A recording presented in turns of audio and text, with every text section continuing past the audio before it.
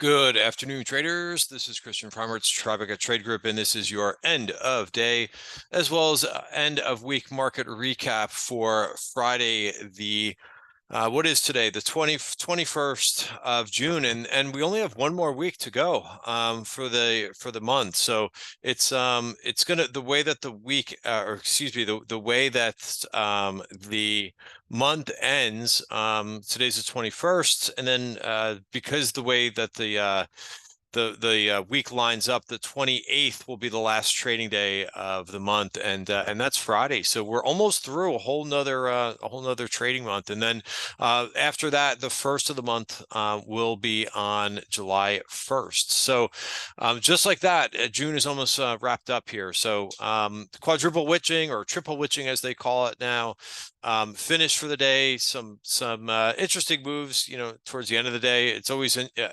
to me a bit interesting, what side that you could be on. For instance, you got long some Amazon today, and that rallied into the close. So thank you very much for the index rebalance gods. There was also this huge rebalance that they were talking about with the XLK ETF, the largest technology ETF. Amazon being reweighted up, and Apple being reweighted down. This was explained. I think that they try to do a good job on CNBC explaining, because the market cap for Apple and NVIDIA is very similar, and that's a market cap weighted ETF, but there are some restrictions in terms of how large positions can be, kind of really in the weeds, but it didn't make a ton of sense to me how Apple has to be smaller. And NVIDIA could be larger. So I understand like that these names are getting very large in the indices, but I don't understand how one can be larger than the other, and it's no problem. In any event, Apple sold off a little bit into the close, and NVIDIA really didn't move at all.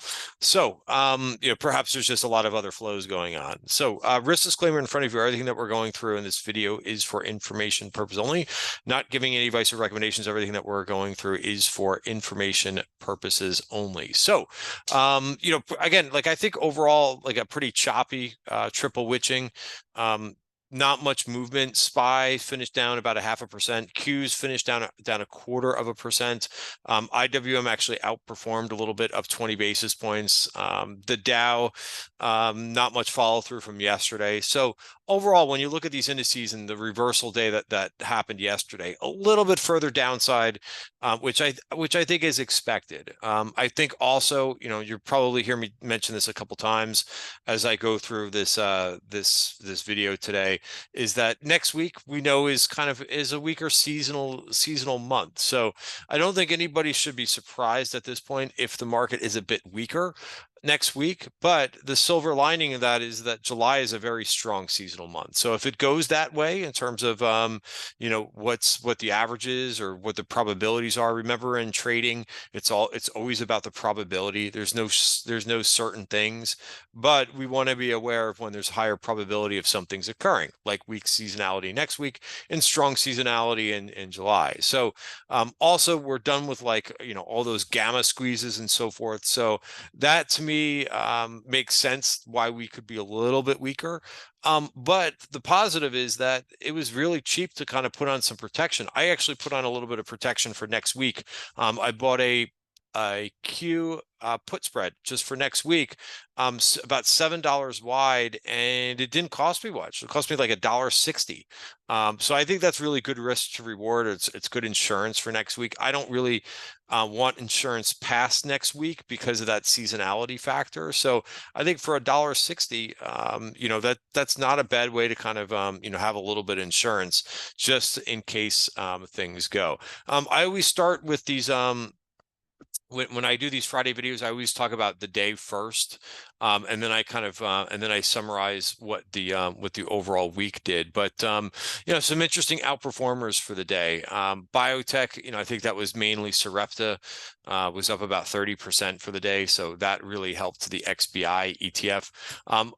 What I want to do is kind of go through some sectors too. So before I go through like a little bit of a quick sector review, just looking at where the S&P is, fracture, a little bit of a fracture here.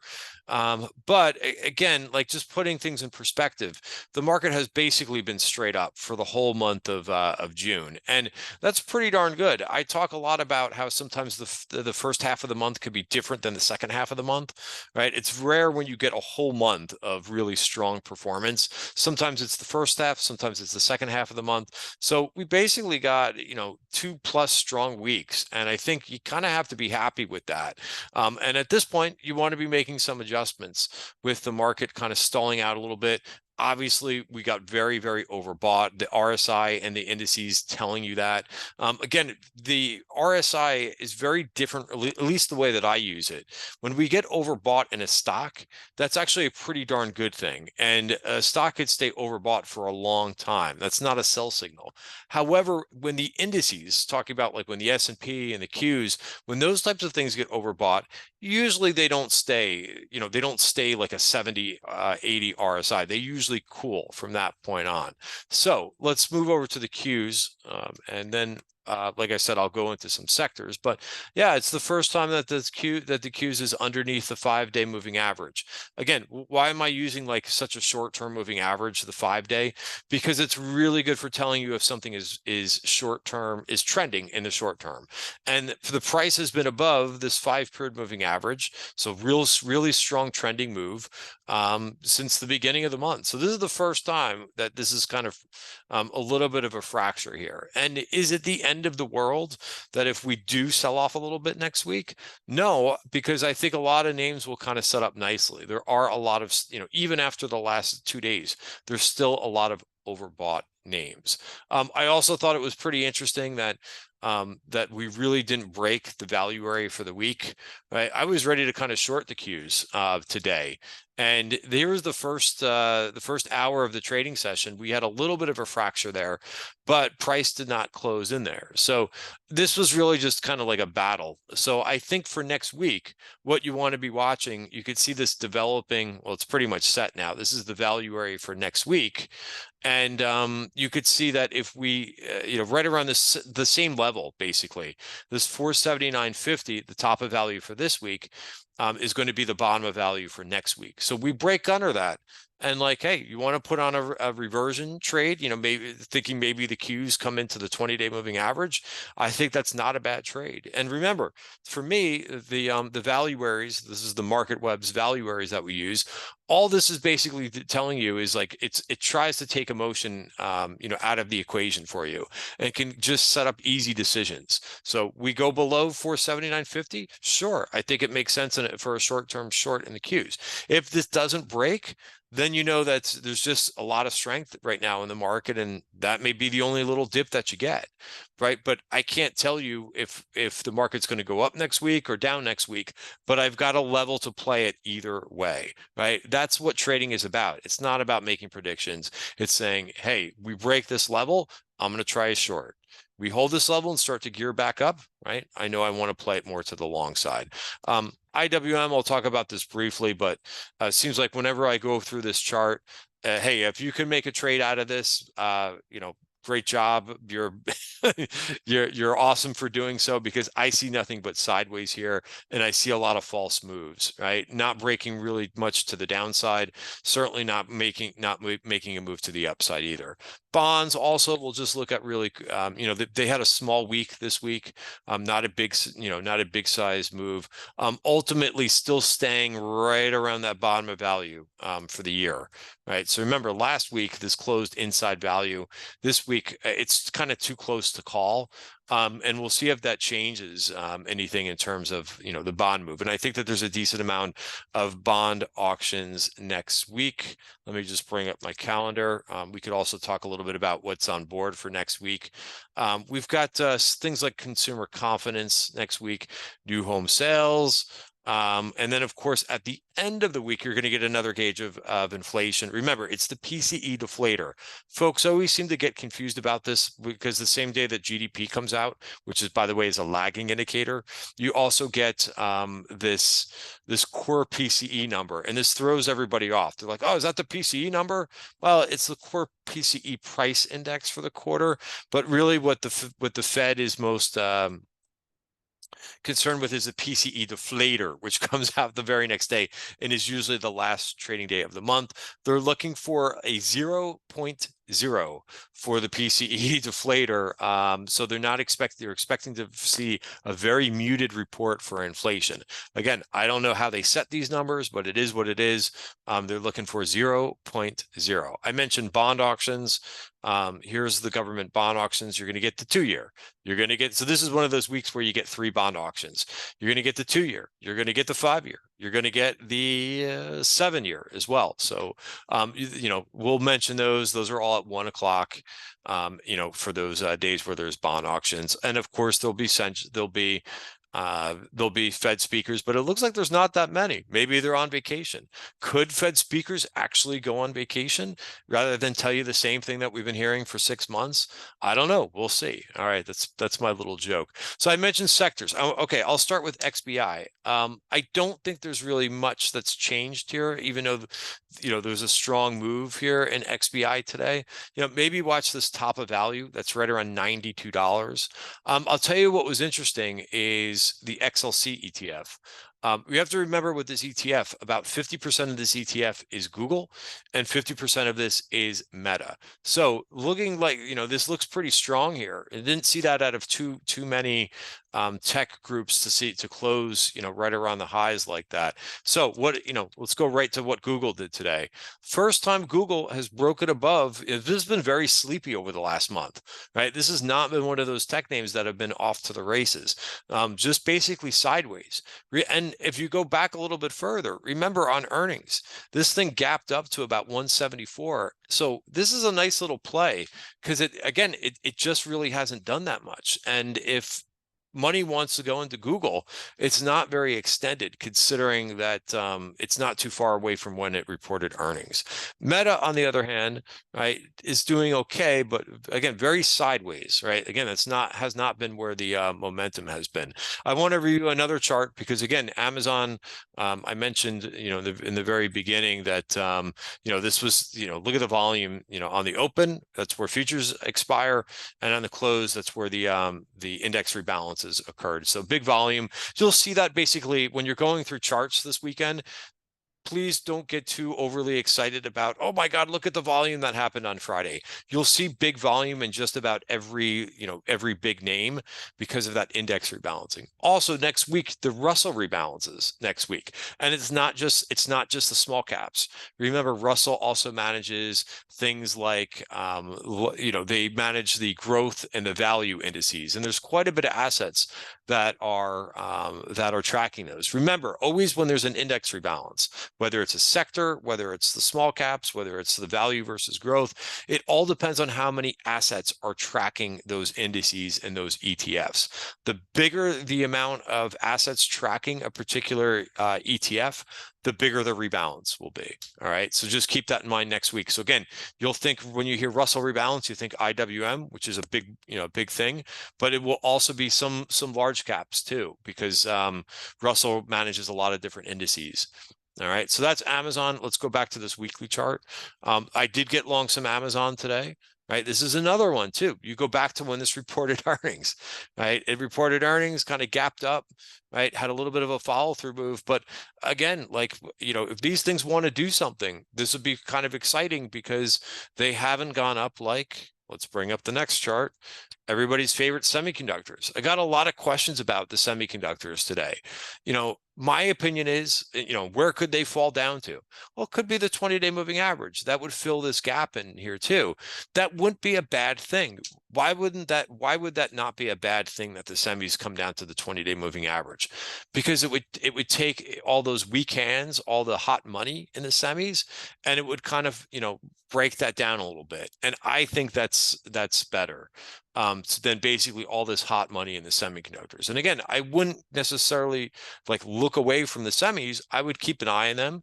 I'm still long Qualcomm, for example, right? I'm not, even though I took my profits in NVIDIA and was just basically watching this stock today, but the more this goes down, the more attractive it's going to be. So when you've been doing this for a while, like myself, have been trading for a long time, you get more excited and happy a little bit when stocks come in a little bit, because they're not as extended, right? Look at the art, and I talked about just a minute ago about how stocks can stay overbought for a long time. Look at how long Nvidia was overbought, right? And same thing in here. But I'll tell you, this 20-day moving average, I'll put back my position on this. So again, like I will want to get back into, I just sold it yesterday. I sold some at 140, then I got out at 135 in my trading account. I'm still long in my long-term account because that's more of a long-term account.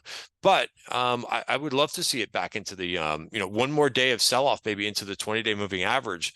And you'll have me very interested in this, right? And this did break into the value area. Also, like a downside move to the VPOC. That would also get me interested in it. But yeah, overall, I don't think this trend is going away from the semiconductors, but a pause here, I think, would be really welcome and would provide another buying opportunity. Also, like names like, a little bit outside of semis, Arista Networks did really well, right? Another name that I'll be watching next week. What's the name I'm trying to think of? Pure Storage, but that's not the one that I'm thinking of. What is the name that I am thinking of? NTAP, that's the one. So Pure Storage is another one. Just Pure Storage is much more expensive, right? These are similar names, right? But look at this shallow, like NTAP barely even sold off, right? So, does it need to sell off? I don't know that it needs to sell off, but just interesting to see the relative strength in some of these names. Just getting back to the performance for the day, I want to go through, kind of interesting what happened with gold, because bring up gold. We'll bring up the ETF. Whoops, and that's the wrong one. Sorry about that. GLD funds. There we go. Yeah, I mean, could this be a head and shoulders that's developing? It could be. Remember, a lot of things look like a head and shoulders, but they're not a head and shoulders until they actually break. So I would be watching this 212 level, but again, it just really hasn't been a lot to trade here in the last couple months. Same thing with silver. Silver looked like it had something to it yesterday, but that's a nasty reversal back to the downside, fill this whole gap. So again, this is, to me, not a great trading opportunity here. I don't care how much call activity it sees. It's still a very difficult trade. And I put on a little bit of a PAAS trade, and I took it off today, even though it was just an inside day. Just too difficult, the gold miners and the silver miners. If you can manage to get a winner out of it, so be it. But I just view them very difficult. Then also Bitcoin. We'll bring up Bitcoin futures here. Still, like, this is difficult too. And this has just been trending down, right? Which also, like, if you're using this as a proxy for risk on, risk off, it's kind of giving you, I wouldn't say like a total risk off message, because it's not breaking down either. But certainly it has not done anything since the beginning of the month, right? And that's another thing. We've seen a lot of call activity in things like Coinbase, things like Robinhood, things like MSTR. The one that I continue to favor, and here's what Coinbase has done, like ugly, in terms of like where you've seen a lot of call activity.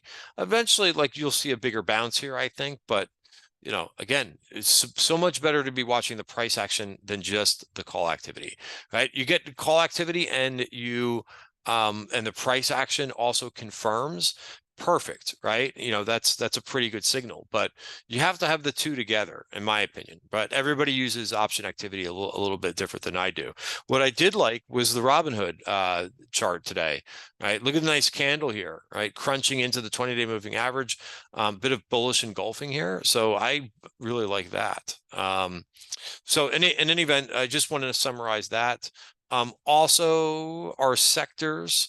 So here's how our watch list finished for the day, for the week, right? Obviously I add more names. I thought Kava was kind of interesting, right? This will be a name that will be on our watch list again. Notice how this thing kind of held in there, right? A little bit of a dip down to the 20-day moving average, and it held.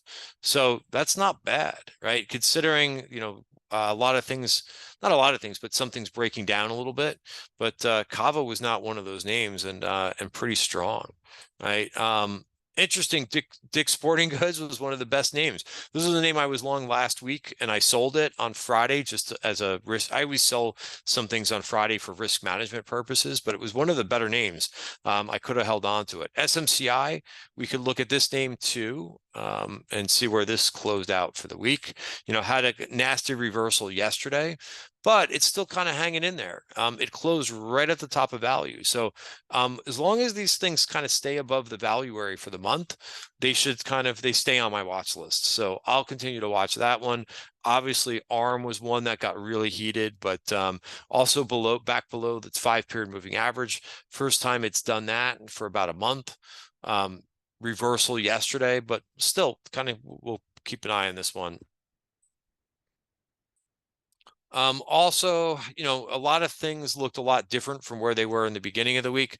I like this Teradyne too, right? So this is kind of Teradyne is a like semiconductor like testing company, but I have to say, like, this is not bad either. It kind of held in there. Not much volatility with this, remember, this thing really ramped up after it reported earnings. Very, very strong.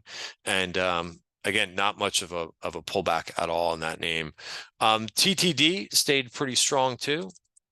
Just to review some of these names, right? Not the biggest momentum name, but kind of holding that breakout for now. What else do we have? Spot also, I'm not going to review all these names. Home Depot did pretty well, right? It started to kind of look at consumer discretionary names as the week went on, and not bad, right? The other one out of this consumer discretionary, not exactly the same thing, but I'm also watching this Marriott, which broke above its value area. Again, not the best looking candle for the day, but still holding above those short-term moving averages. But let's talk about sectors for a minute, right? So I mentioned I'll go over that I would do a little bit of a sector review. So we could start with some of the strong names. I'll have a couple financials on the watch list for next week. Inside day for this, I think Goldman is compelling.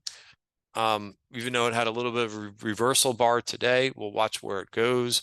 JP Morgan, don't forget, these names are going to be reporting. JP Morgan did not get over the trend line that I was watching. So as I mentioned yesterday, we were talking a lot about rotations yesterday, but I said, hey, I don't have to jump into different names just for the hell of it. I kind of want to make sure that they're going to work. XLV, also looks interesting here. Where would I get long the healthcare ETF if it breaks above the June value area? That's 146.94. Just a couple other ones. I went over XLC already. I'll go over I'll go over both consumer discretionary. Again, what's the biggest weight in this? Well, it's Amazon. So not a surprise that consumer discretionary is perky after a good move there. Also, Walmart continues to push higher. Costco, another one to kind of look at here, right? I like weakness in Costco. I sold out of my Costco in my trading account. I think it was about a week ago. So a couple of red bars kind of get me interested. Maybe a test into the 20-day moving average would be great. But again, this has a lot of rebalancing type things going on too. So it wouldn't surprise me that this was just weak, because some of the winners get sold and some of the losers get bought, right? You don't believe me? Look at Zoom Video. Right? Look at Zoom Video the last couple of days. Do you think there's anything new going on in Zoom Video? No, it's being rebalanced in the indices, and it's been an underperformer. So the underperformers have to get bought, right? And I explained that in today's TTG pre-market session. All right. I'll go over also XLP. Interesting as well, but I like consumer discretionary, and I like that healthcare chart a little bit better. Also, other sectors showing strength. The REITs, again, I'm not going to go through all of these. We went through biotech. We can look at software too. Not a bad recovery in software. Just when software looked like it was breaking down here, it's done nothing but recover, and pretty decent. Would I buy this chart here? No, I wouldn't, because it might fail over here. You'll see if it can actually break through this rather than make a lower high here. But I think nonetheless, fairly interesting. And the performance for the week, interesting to see what the best performing group was for the week, right? There it is, your gold miners. Even though gold was down for the week, the gold miners had a couple strong days this week and finished up 2.5% for the day. That for the week, excuse me. That was your best performer for the week. Again, sometimes you find some surprises when you look at the performance for the week.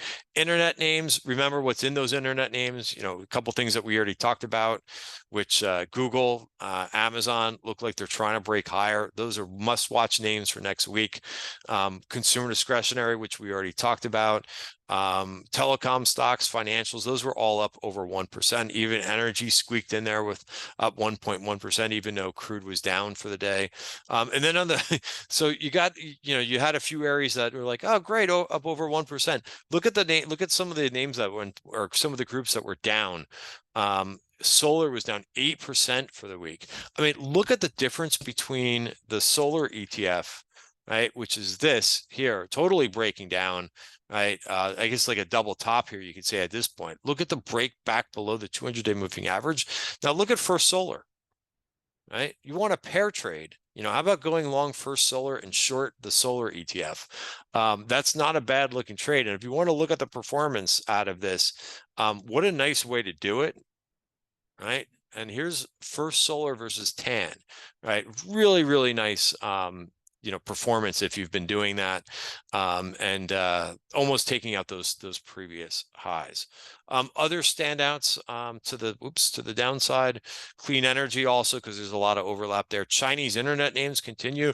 We haven't heard boo from from what's been going on in this group. Look at the VPOC takeout, by the way, to the upside, taking this out, and that was the kiss of death. This group has not looked pretty good. We have seen some call buying in names like PDD, which again, that could be a pair trade, right? Look at the performance of PDD versus KWeb. I thought it would be actually better than this, but it has outperformed, not as strong as I thought it would, maybe because PDD has pulled back a little bit too. Here's what PDD looks like. So interesting. This is also another one to watch, considering that they've been going after some calls in this name, and kind of short-term looking calls too. Home builders, they were down 2%. That's another. I didn't even show that group, but again, it's good to show the good with the bad. This one again is just not showing. Does not look healthy. After being a leader for a good portion of of the year leading up to about April.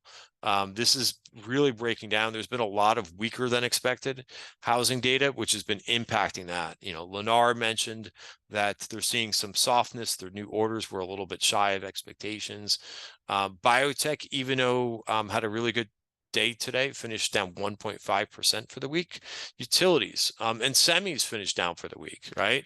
So again, some interesting performers for the week. I'll leave it there.